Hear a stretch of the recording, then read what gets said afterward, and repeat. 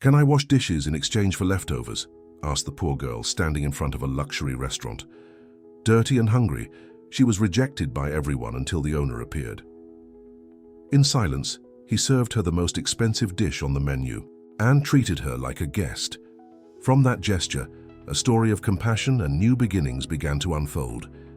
If this story interests you, don't forget to subscribe to our channel and tell us which city you're watching from. Let's continue. I promise, this will be the best story you'll ever hear. Across the street, the constant movement of Flavor and Art restaurant contrasted with Emily's quiet stillness, a 12-year-old girl who observed everything in silence. Dirty, thin, with the sunken eyes of someone who knew hunger well, she followed, each plate that left the kitchen as if studying a distant hope. She clutched her stomach, trying to contain the emptiness consuming her from within. Nobody saw her, or they pretended not to see. The restaurant was the most famous in Greenwich Village, New York City. Its elegant facade of exposed brick and large glass windows allowed Emily to watch the comings and goings of waiters carrying perfectly decorated plates. The smell escaping through the cracks of open windows was a daily torture for someone who fed on scraps found in neighborhood trash cans. Vincent Miller, the owner and head chef, was known as much for his culinary excellence as for his reserved temperament. A man of few words, he never raised his voice, but his penetrating gaze was enough to maintain discipline among the staff. That Friday night, the restaurant was particularly full, with a waiting line extending down the sidewalk. Emily had been observing everything for the 10th consecutive night.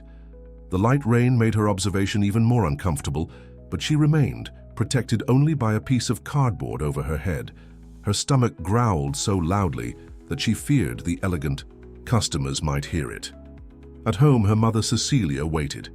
Bedridden for 3 months due to an illness aggravated by malnutrition and lack of medication, she depended entirely on her daughter to survive. The shack where they lived, made of wood and covered with plastic tarps, barely protected them from the intensifying rain. Cecilia had been a domestic worker until her health prevented her from working.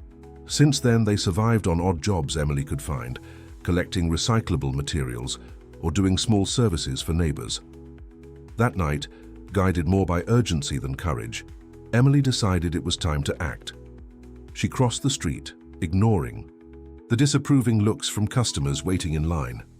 Her old worn-out sandals left muddy footprints on the impeccably clean floor at the entrance. With her heart racing, she went around the line and entered through the side door where employees discarded trash.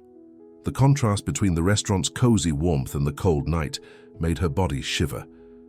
The kitchen was a world apart, with shiny pots, industrial stoves, and people dressed in white moving as if in a synchronized dance. For a moment, Emily was paralyzed, absorbing that reality so distant from her own. "What are you doing here?" A harsh voice brought her back to reality. It was Martha, the manager, a middle-aged woman with gray hair tied in a tight bun. "This entrance is for staff only.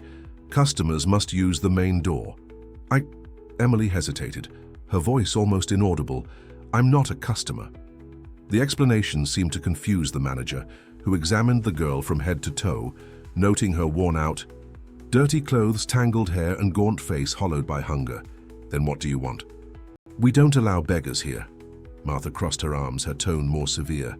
Emily swallowed hard, gathering all the courage she had left. "Can I wash dishes in exchange for leftovers, please?" There was a moment of silence in the kitchen.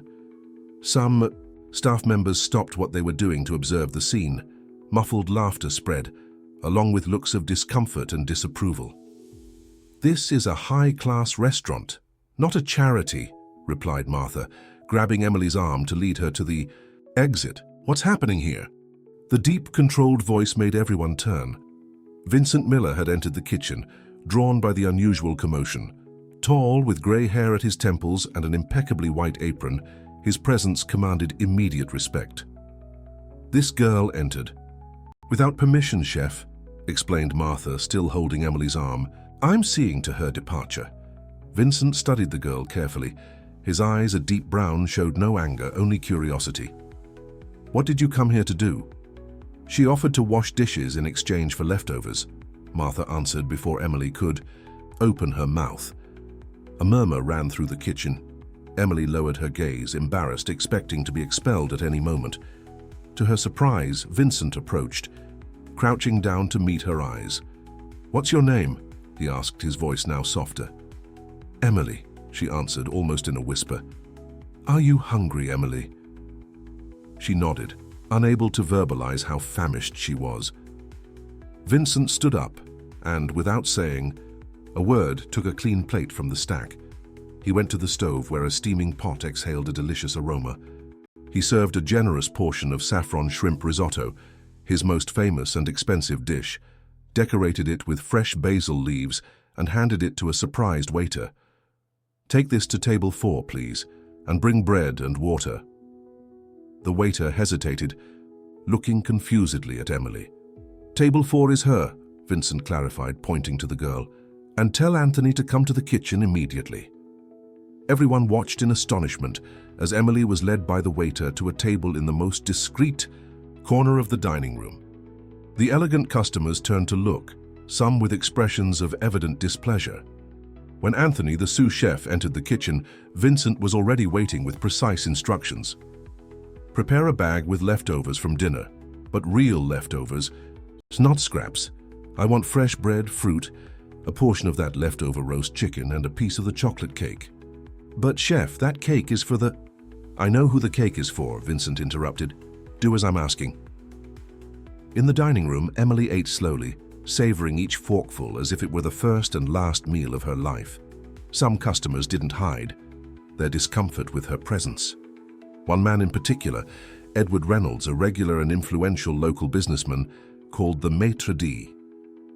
"Since when does this restaurant allow the entry of people like her?" he asked loudly enough for several tables to hear. The maitre d', visibly embarrassed, tried to calm the customer. "Mr. Reynolds, I apologize for the inconvenience. I'll check what's happening." "There's no need to check anything," Vincent's firm voice sounded behind them. "The girl is here as my special guest." Edward adjusted himself in his chair, his face red with indignation. "Vincent, you know the caliber of clientele that frequents your establishment. This place is losing its standard." Vincent remained calm, but his eyes conveyed an unwavering determination. "Edward, my restaurant has always had only one standard: excellence in flavor. And that, I assure you, remains intact. If that's not enough for you, I'm sorry to inform you that there are several other establishments in the city." The silence that followed was broken only by the clinking of cutlery. Edward, realizing that several gazes were now turned toward him, lowered his voice. "You'll regret this attitude, Vincent. My influence in this city is not small." "I'm aware of that," Vincent simply replied before withdrawing.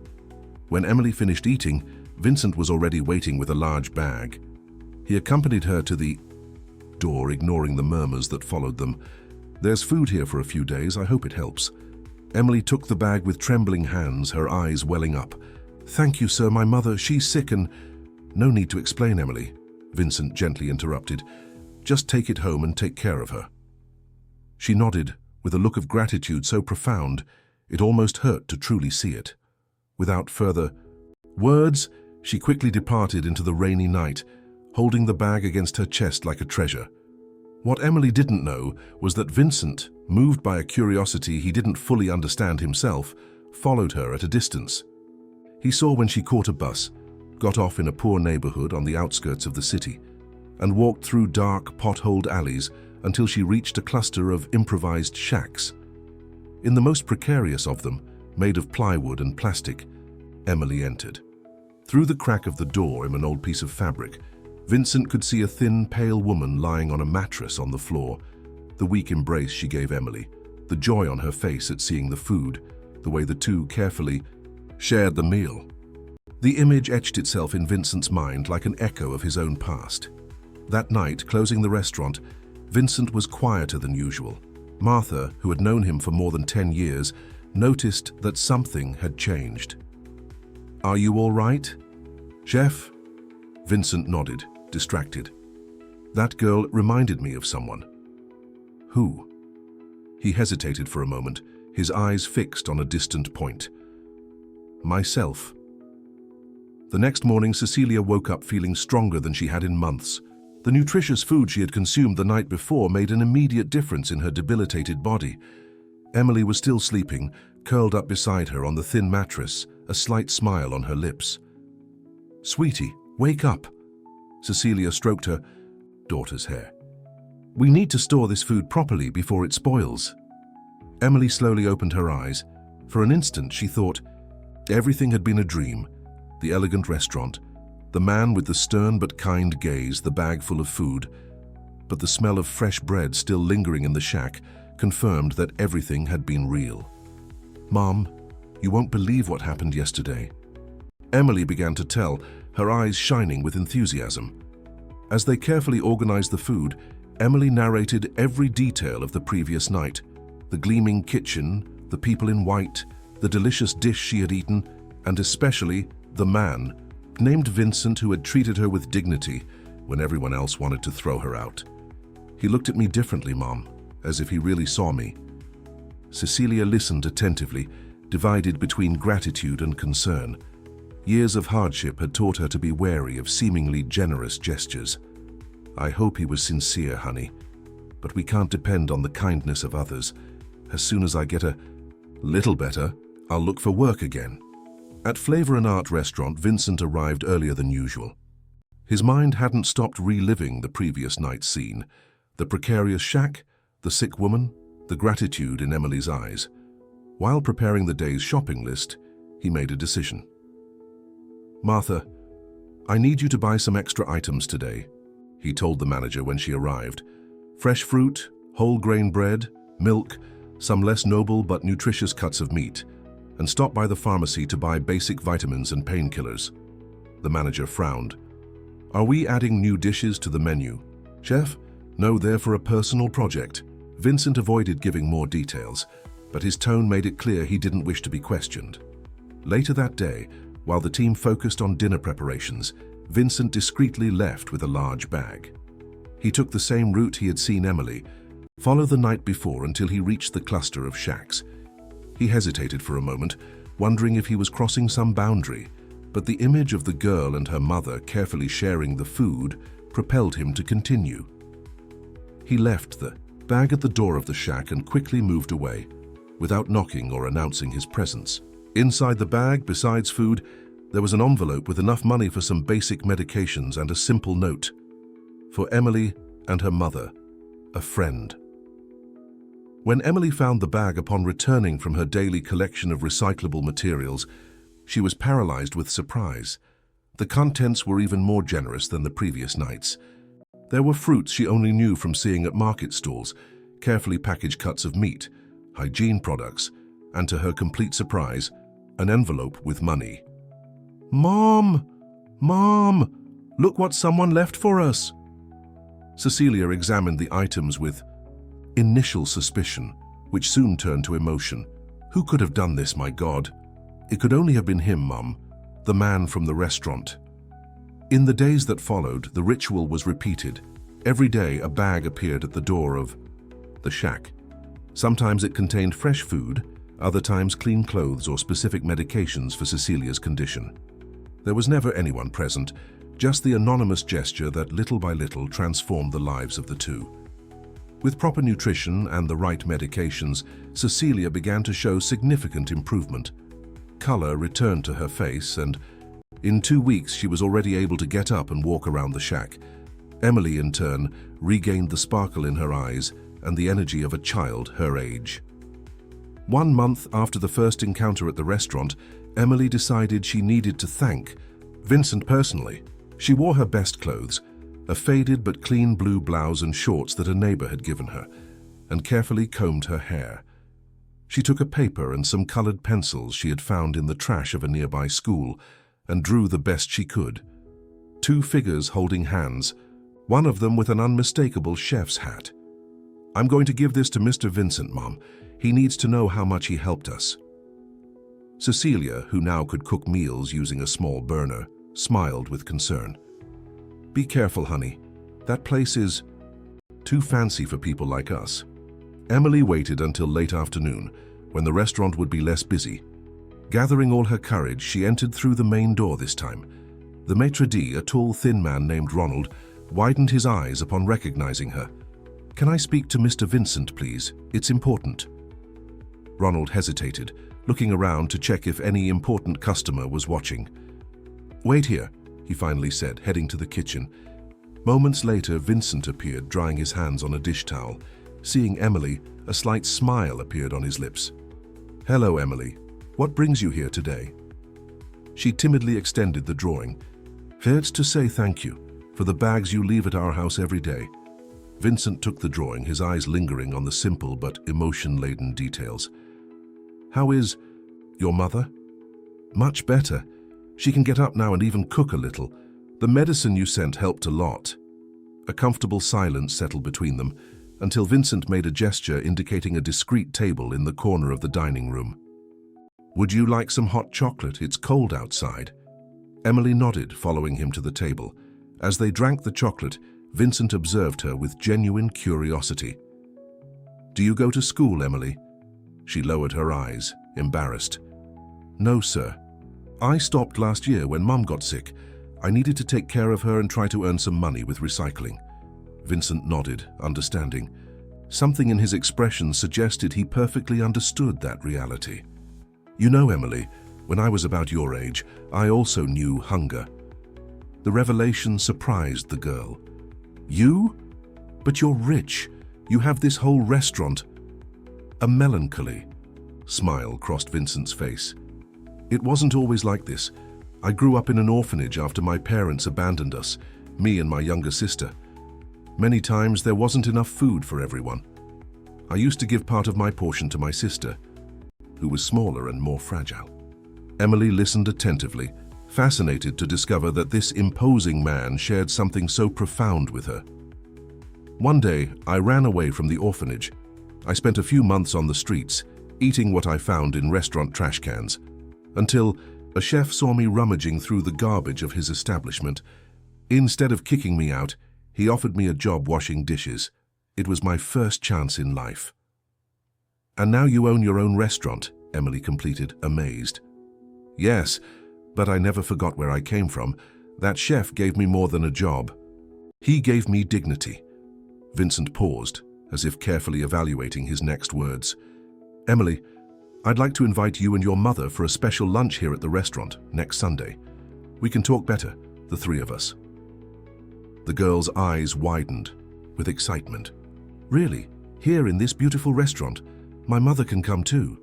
"Of course, the restaurant will be closed to the public. It will be just for you." On Sunday, Emily and Cecilia arrived punctually, wearing the best clothes they had, recent donations they had found in the mysterious bags. Cecilia, though visibly nervous, walked more firmly now, the effects of good nutrition and proper medication evident in her more upright posture. Vincent received them personally, leading them to a specially prepared table by the window overlooking the inner garden. There were fresh flowers in the center, and the table was arranged with the same elegance devoted to the most important customers. During the meal, a tasting menu specially prepared by Vincent, the conversation flowed naturally. Vincent told more about his past, about how he learned to cook by secretly observing the techniques of the chef who had taken him in, about how he saved every penny to formally study gastronomy and eventually open his own restaurant. "I always promised myself that if one day I had the means, I would repay that chef's gesture. I would help someone as he helped me." Cecilia, initially shy, gradually loosened up. She told how she had been a domestic worker in family homes all her life, that Emily's father had abandoned them even before the girl's birth, and how the illness had caught her by surprise, destroying the fragile stability they had achieved. The doctors at the clinic said it's severe anemia, aggravated by a lung infection. But with the right medicine and good nutrition, I'm improving quickly. At the end of the meal, after Emily was distracted exploring the empty kitchen under Martha's supervision, Vincent made a proposal that would forever change the lives of mother and daughter. "Cecilia, I need someone to help clean the restaurant. It's not a glamorous job, but it pays a decent salary, includes benefits, and will have flexible hours so you can fully recover. And for Emily, I've secured a spot at the private school where several of my employees' children study. I have a partnership with them. I provide meals in exchange for scholarships." Cecilia covered her mouth with her hands, her eyes welling up. "But why? Why do all this for us? You barely know us." Vincent looked out the window, his countenance serene. "First, because someone did the same for me when I had nothing, and because your daughter had the courage that few have, to ask for help when she needed it, instead of giving up." At that moment, Emily returned from the kitchen, her eyes shining with excitement. "Mom, Martha showed me how they make those beautiful designs on the plates, and she said I can learn if I want." Vincent smiled, observing the interaction between mother and daughter. "So, Cecilia, what do you say? Do you accept my proposal?" With tears in her eyes, Cecilia extended her trembling hand. "I accept, Mr. Vincent, and I promise you won't regret it." "I'm sure I won't," replied Vincent, gently squeezing Cecilia's hand. "And please, just Vincent. We're colleagues now." Emily, sensing that something important had happened, looked curiously from one to the other. "What is it, Mum? Why are you crying?" Cecilia pulled her daughter into a tight hug. "Because sometimes, my darling, life surprises us with kindness when we least expect it." As he observed the scene, Vincent felt a satisfaction that not even the most perfect of his dishes had been able to provide. It was as if a cycle was completing itself. Just as he had been saved in the past, now he was extending a hand to those in need. Cecilia's first day of work at Flavor and Art restaurant was marked by apprehension. Her fingers trembled as she put on the grey uniform of the cleaning staff, a simple outfit, but far more elegant than any clothes she had ever owned before. The feeling of dignity that those clean, new clothes gave her was indescribable. "Don't worry," said Martha, leading her through the still empty restaurant that Monday morning. "We'll start slowly, respecting your health limitations." Vincent was very clear about that. Cecilia nodded, grateful but anxious. The restaurant, with its noble wooden floors, crystal chandeliers, and elegant furniture, seemed a completely foreign world to her, accustomed to cleaning middle-class family homes. "I'll do my best," she promised, firmly holding the cleaning cart assigned to her. Meanwhile, Emily faced her own challenge. Arbordale School, a traditional educational institution, received the new student with barely disguised curiosity. Wearing a new uniform, with complete school supplies provided by Vincent, she felt like an imposter among the other students, all clearly from wealthy families. "Class, this is Emily Alden, our new classmate," introduced teacher Anna Lucia, a middle-aged woman with a gentle look. "I hope you welcome her well and help her integrate." Emily occupied a desk at the back of the room, trying to make herself invisible, but teenage curiosity was inevitable. "Is it true you live in a homeless shelter?" asked a girl with braids. During the break, surrounded by a small group of classmates, Emily felt her face burn. "Yes," she answered simply, preparing herself for the rejection that would surely come. To her surprise, the girl smiled. "My name is Julie. Do you want to sit with us for snack time?" During that first week, both mother and daughter lived through an adaptation process full of ups and downs. Cecilia strived to learn the demanding cleaning standards of the restaurant, often redoing her work when it didn't reach the expected perfection. Emily struggled to keep up with the school content, realizing how far behind she had fallen during the year she had abandoned her studies. At the restaurant, not everyone welcomed Cecilia with open arms. Some employees, especially the more senior ones, viewed with suspicion the way Vincent had hired her. "He's never hired anyone without experience before," commented Charles, the sommelier, during a break. "This woman must have some kind of relationship with him." "Don't be ridiculous," retorted Martha, who had surprisingly become Cecilia's defender. "Vincent is just helping someone in need, as he's done with several of us." The whispers, however, didn't completely cease, especially when Vincent, realizing that Cecilia had difficulties getting to work because she lived far away, offered the small apartment above the restaurant, originally used as a storage room. "It's simple, but it has a bedroom, bathroom, and a small kitchen," he explained, showing the space that had been quickly renovated. You would be closer to work and school, and you don't need to worry about rent for now. Cecilia and Emily couldn't believe their luck. After years of living in precarious shacks, they would have a solid roof over their heads with running water and reliable electricity. The move was quick. They didn't have many belongings to transport. "It's like a dream," Emily murmured on the first night, lying on a real bed with clean sheets and a soft blanket. "I'm afraid of waking up and finding out none of this is real."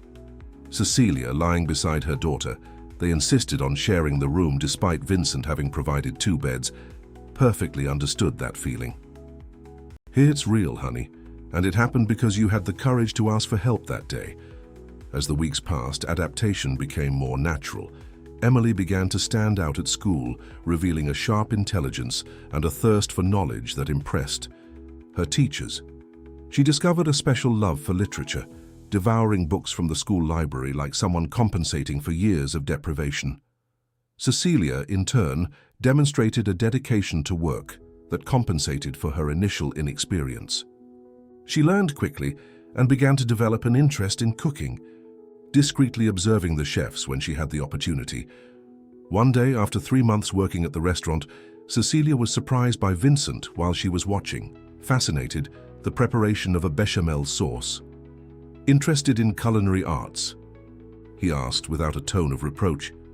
Cecilia blushed, embarrassed at being caught. "I'm sorry, I didn't mean to disturb. I'll get back to my work." "You're not disturbing," Vincent smiled. "Actually, I was wondering if you might like to learn a bit. We could start with simple tasks after your cleaning hours." Cecilia's eyes sparkled. "You would do that?" "Why not? I started washing dishes, just as you started with cleaning. If you have interest and dedication, you can learn." From that day on, Cecilia dedicated an hour after her shift to learning the fundamentals of cooking. She started with basic tasks: chopping vegetables, preparing simple broths, learning the right cooking point for different ingredients. To her own surprise, she revealed a natural talent, especially for seasonings and flavor combinations. "You have a privileged palate," commented Anthony, the sous chef, after tasting a soup she had prepared following his guidance. "It's a rare gift even among professionals." Emily, meanwhile, flourished at school.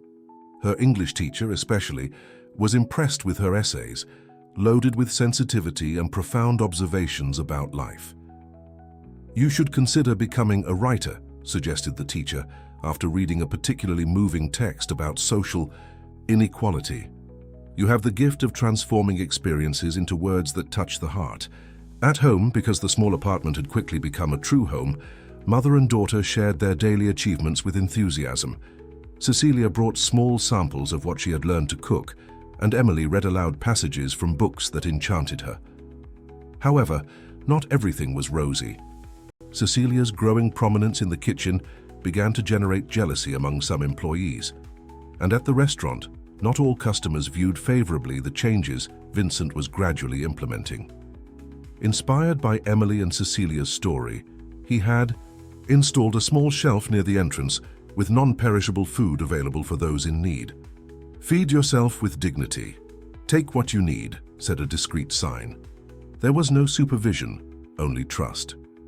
"This will attract homeless people to the restaurant door," warned Edward Reynolds, who had returned to frequenting the establishment after realizing his absence hadn't affected the place's clientele at all. "How your 5-star restaurant is turning into a charity cafeteria."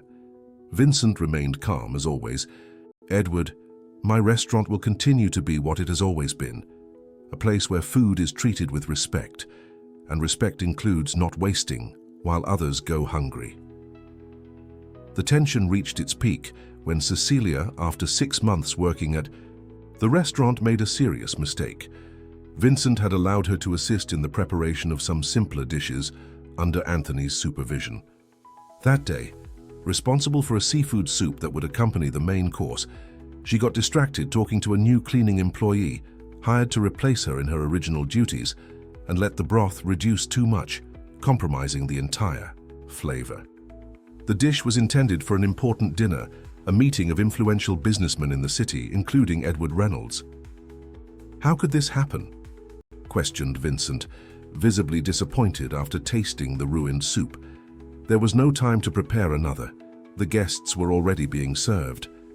I got distracted. I'm sorry, Cecilia responded, eyes lowered, feeling like her whole world was crumbling.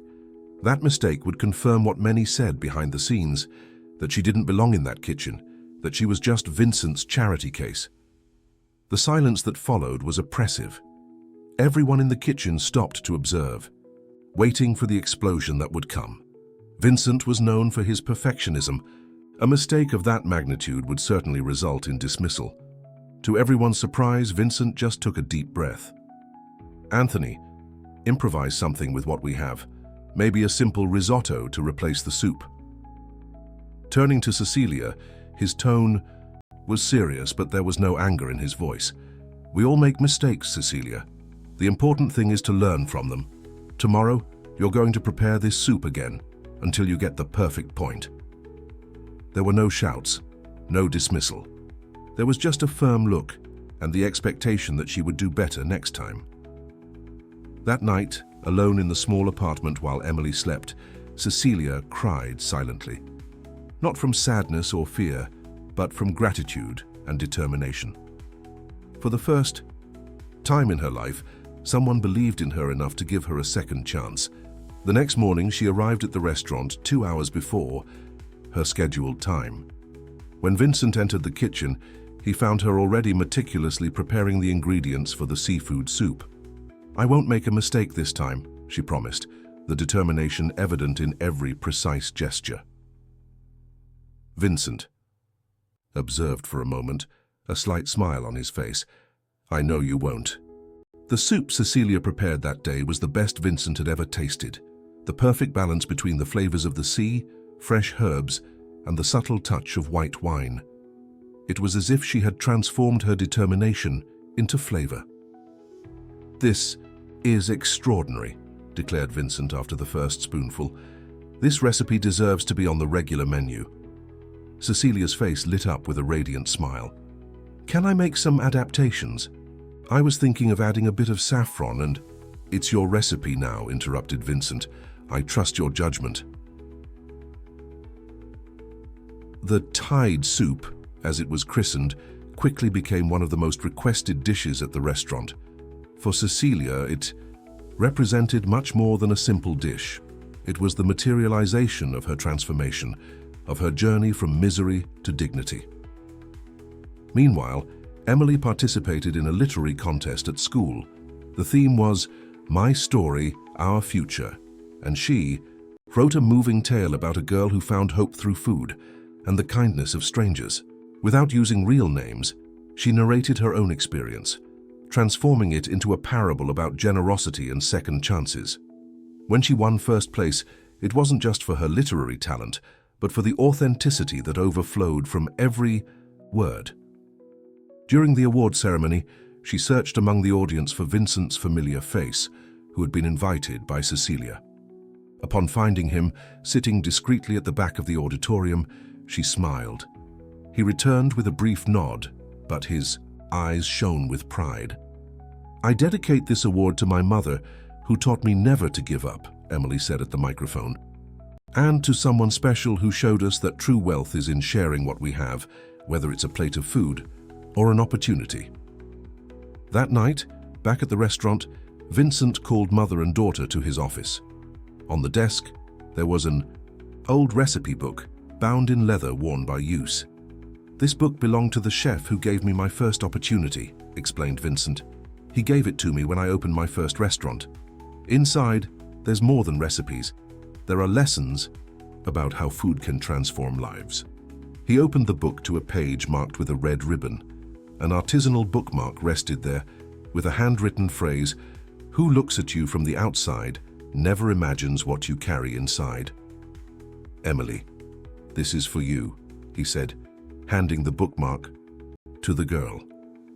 To use in the many books you will still read and who knows write. Turning to Cecilia, his gaze was serene but determined. And for you, I have a proposal. Anthony is going to retire next year, and I'm looking for someone to gradually take over his responsibilities. Someone with talent, dedication, and above all, heart. Someone like you. Cecilia was speechless, her eyes welling with emotion. But I don't even have formal culinary training. I'll take care of that, Vincent assured her. I'll finance a professional course for you. The talent you already have. The rest is technique, and that can be learned. Emily observed the scene, her eyes shining with admiration for this man who had so completely transformed their lives. At that moment, she understood that her story with Vincent was more than luck or charity. It was a cycle of kindness that perpetuated itself, passing from one generation to the next. 3 years passed since that rainy night when Emily first entered Flavor and Art Restaurant. Time has always brought changes, challenges, and growth for everyone involved in that story of new beginnings. Cecilia, now the official sous chef of the restaurant, moved confidently through the kitchen that had once intimidated her so much. She had completed the professional course financed by Vincent and developed her own culinary style, which blended refined techniques with authentic flavors of popular cuisine. Her signature dish, Memory Stew, had become one of the establishment's flagships, bringing customers from other cities specifically to try it. Emily, at 15, had transformed into a brilliant and sensitive teenager. With exemplary grades and a maturity that impressed teachers and classmates, she was already planning to apply to college for journalism. Her talent for writing continued to flourish. She had won a national young writers contest with a story about a cook who transformed simple ingredients into dishes that cured sadness. Vincent, in turn, seemed more serene. The rigidity that had once characterized him had been softened by a kind of quiet contentment. The restaurant, under his visionary leadership and with Cecilia's creative contributions, had gained even more prestige, now recognized not only for its gastronomic excellence, but also for its social initiatives. The small shelf with food for those in need had evolved into a structured project. Now, once a week, the restaurant opened, its doors in the morning to serve free breakfast to people in vulnerable situations. More than that, it offered guidance on job opportunities and professional courses. Hunger is not just for food, Vincent used to tell new employees. It's also for dignity, opportunities, respect. That Saturday morning, however, a cloud of concern hung over Flavor and Art. Vincent had called a meeting with the entire team before the restaurant opened, something he rarely did unless the matter was extremely important. "Thank you all for coming early," he began, his expression serious as he looked at the familiar faces gathered in the empty dining room. "I have news that will affect us all." A tense silence settled. Vincent was not one to beat around the bush, but he seemed to be carefully choosing his words. "As you know, this building has belonged to the Reynolds family for decades. The lease I negotiated with Edward 10 years ago expires next month." Worried murmurs ran through the group. Edward Reynolds had never hidden his displeasure with the direction the restaurant had taken in recent years, especially with the social initiatives. "Yesterday, I received a notification that the contract will not be renewed," continued Vincent. "Edward has other plans for the space. We're being evicted." The news fell like a bomb. Cecilia felt a tightness in her chest, involuntarily remembering the days when she had nowhere to go. Emily, who was participating in the meeting at her mother's insistence, firmly held Cecilia's hand. "How much time do we have?" asked Anthony, now a consultant for the restaurant since his official retirement. 60 days to completely vacate," replied Vincent. "According to my lawyer, there's not much we can do legally. The contract is clear about the right of non-renewal."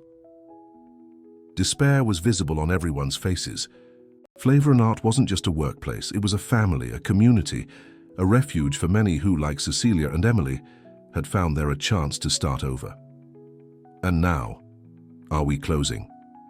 Martha's voice trembled slightly, something rare for the always so firm manager.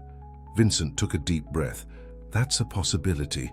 Finding another space in this neighborhood, with the characteristics we need and at a price we can afford, seems almost impossible at the moment." It was then that Emily timidly raised her hand, as she did at school. "May I say something?" Vincent nodded, curious. "When you found me, I had nothing but the courage to ask for help," she began, her voice gaining firmness as she spoke. You taught me that true strength is in not giving up, even when everything seems lost. A slight smile appeared on Vincent's face. If each of us here has been able to overcome such great personal challenges, why can't we overcome this together? Continued Emily. This restaurant isn't just a place, it's the people, the stories, what we've built, and no one can take that away from us. The silence that followed had a different tone now, no longer of defeat but of reflection. The girl is right, Anthony finally said. We can't simply bow our heads and accept it. But what can we do concretely? Questioned Charles, the sommelier. We need a location to operate. It was Cecilia who took the first practical step. What if we did a campaign? Our most loyal customers could help us find a new space, maybe even invest in a partnership. The idea quickly gained traction. In a few minutes, what had begun as a farewell meeting transformed into a brainstorming session. Each employee contributed suggestions, from raffles and benefit dinners to the possibility of crowdfunding to buy their own space. We can start with something smaller, suggested Martha, maybe even a food truck, while we look for a permanent location. Vincent observed, impressed with his team's resilience. He realized that the restaurant had become much more than his personal project. It was a living organism, sustained by the collective commitment of everyone there. Let's do this, he finally declared. Let's fight for flavor and art, not for me but for all of us and what we represent. In the days that followed, the Save the Flavor campaign came to life. Emily, with her talent for writing, composed a moving text about the restaurant's history and the impact it had had on so many lives. The text was shared on social media and quickly went viral. Old and new customers expressed support. Local newspapers published articles about the situation. A popular cooking show invited Vincent and Cecilia to talk about the restaurant and its social projects. What no one expected was Edward Reynolds' reaction. After reading a Tedus, particularly moving interview in which Emily talked about how the restaurant had changed her life, he requested a private meeting with Vincent. I haven't come to change my decision about the building, Edward clarified right away, sitting at the desk in Vincent's office. It really will be sold. It's a family business matter that I can't avoid. Vincent nodded, resigned. I understand. So why did you want this meeting? Edward shifted, visibly uncomfortable. I read about your campaign, about what you've been doing here, especially the story of that girl, Emily. And it made me think about some things, admitted Edward. I always criticized your social initiatives, thinking they were just, well, naivety, but I realize now that I was wrong. Vincent remained silent, surprised by the turn of the conversation. I have another property, continued Edward, an old house that belonged to my grandmother, in the Botanical Gardens neighborhood. It's been closed for years, but it has potential. I'm willing to sell it to you for a fair price with facilitated payment conditions. The proposal was unexpected. Vincent knew the neighborhood. It was an upscale area, excellent for a high-end restaurant. Why, he finally asked, why would you do this? Edward looked away for a moment. Let's say I have some debts to the universe that I need to pay, and after reading that interview, well, some memories came back. The Save the Flavor campaign continued in full force, now with a concrete goal, raising funds for the purchase and renovation of the house in Botanical Gardens. Regular customers organized benefit dinners.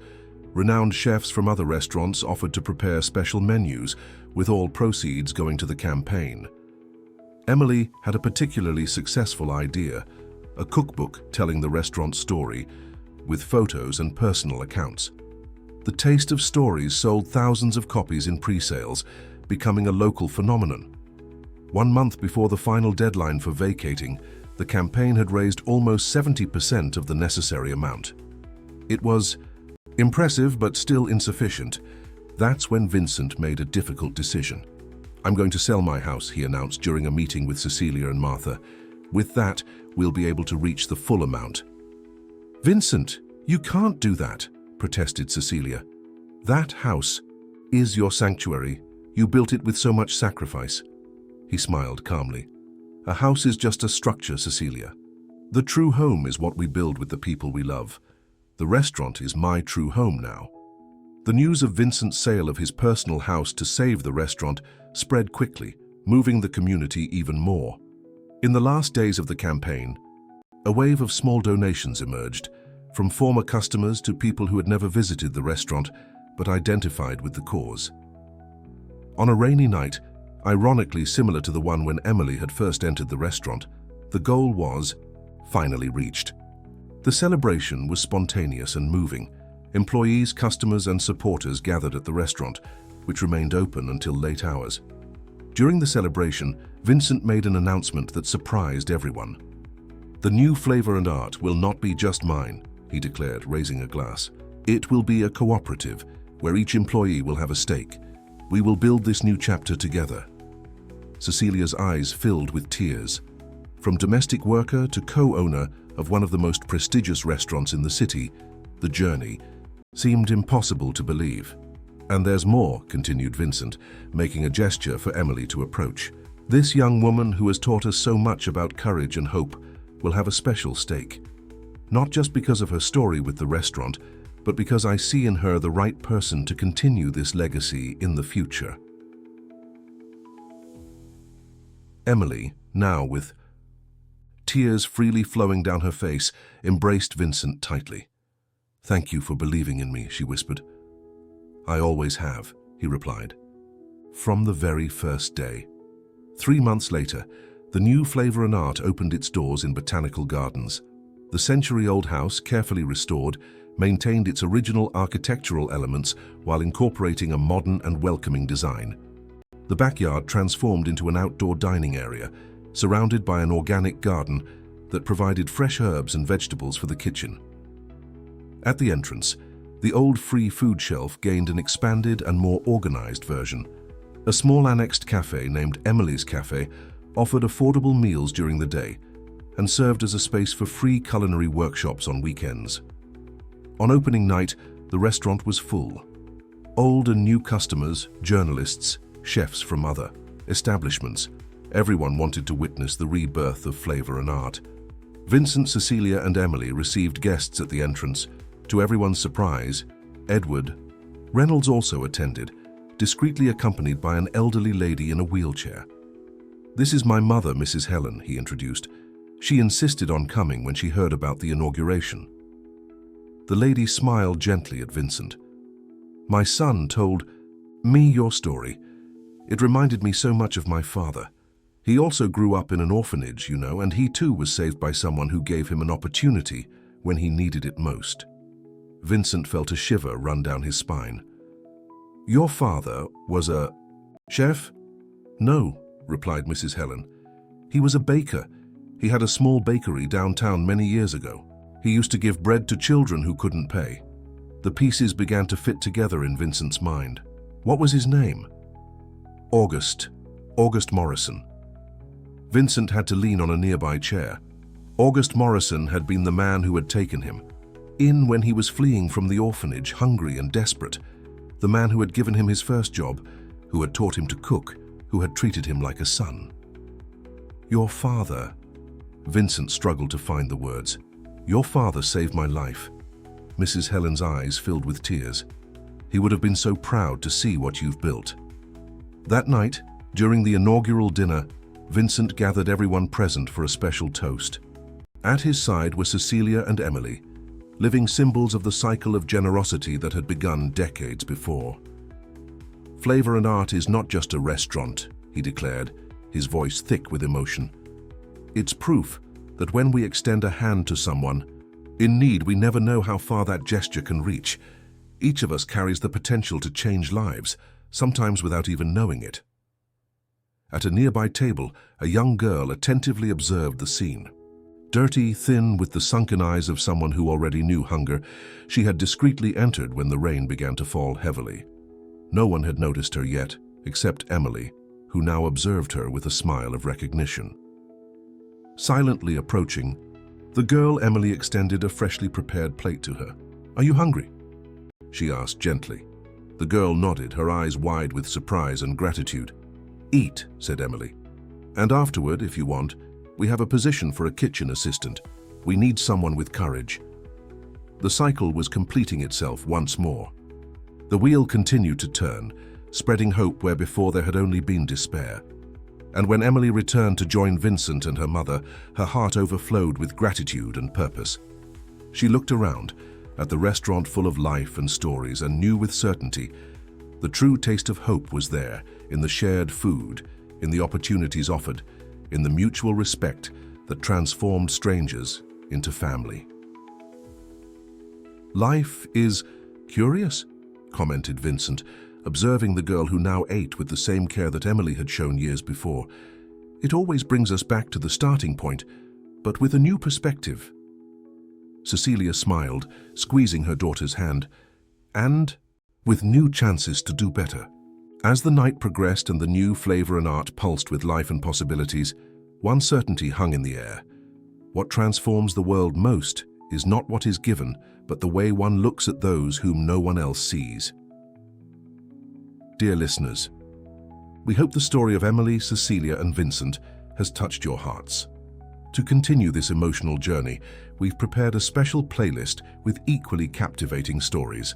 Find it here, clicking to your left. If you were moved by this narrative of hope and new beginnings, don't forget to subscribe to our channel and like this video.